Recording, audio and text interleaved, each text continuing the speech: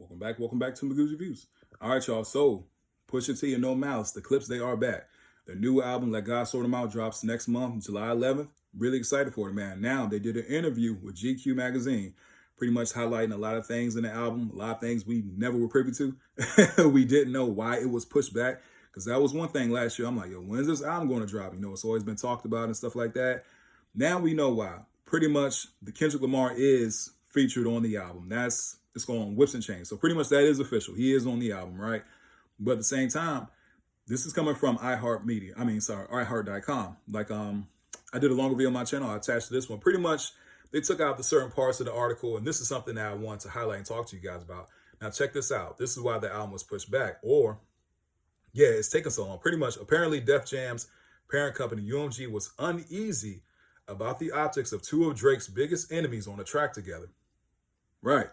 The collaboration would drop in the middle of Jersey's lawsuit against the label following the Canadian rapper's explosive beef with K-Dot. You know, the whole thing about Not Like Us.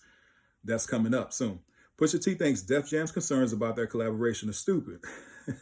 Especially since Lamar's bars have zero, all right, let me say that again, man, zero reference to his beef with Drake.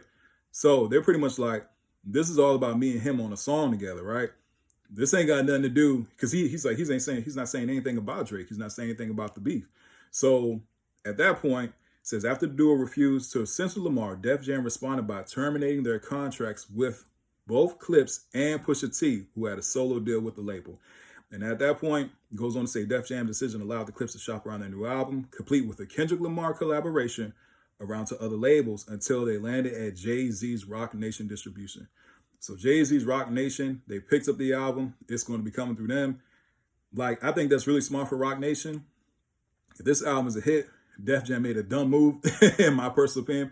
If it's coming at the end of the day, bro, you got two lyrical MCs, bro, and Pusha T and No Malice. You got Pharrell production. You got this Kendrick Lamar feature. We don't know who else is on the album.